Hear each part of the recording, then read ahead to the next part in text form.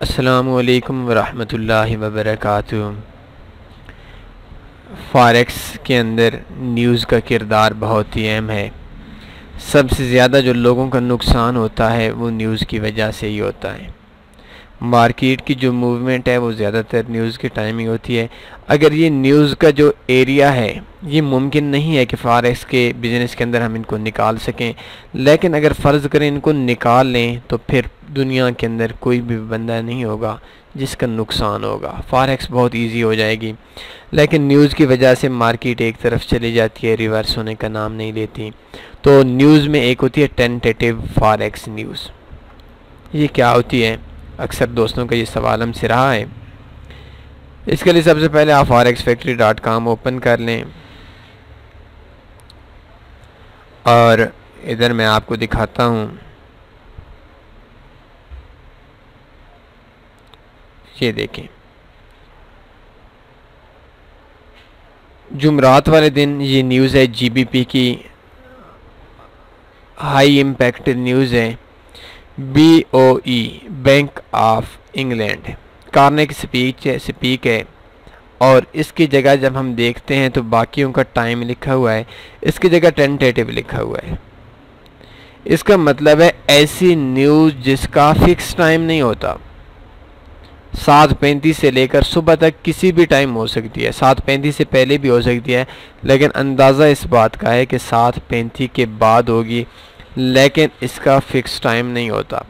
ये जो tentative news होती है, इस न्यूज़ का जो असर होता है वो ख़तरनाक हद तक होता है। जो एक्सपीरियंस लोग हैं वो लोग आम न्यूज़ में तो, या जो न्यू दोस्त हैं, बिगिनर्स हैं, वो भी आम न्यूज़ के अंदर हेज कर लेते हैं। उनको आइडिया होता है कि मार्केट ने एक तरफ जाना है, उस टाइम वो स्कैल्पिंग हेजिंग कुछ भी नहीं करते, मार्केट को छोड़ देते हैं कुछ टाइम के लिए।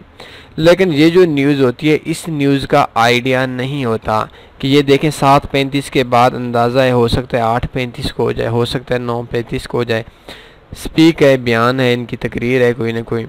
तो ऐसी न्यूज़ जिस न्यूज़ का टाइम कंफर्म नहीं होता उसको टेंटेटिव न्यूज़ बोलते हैं।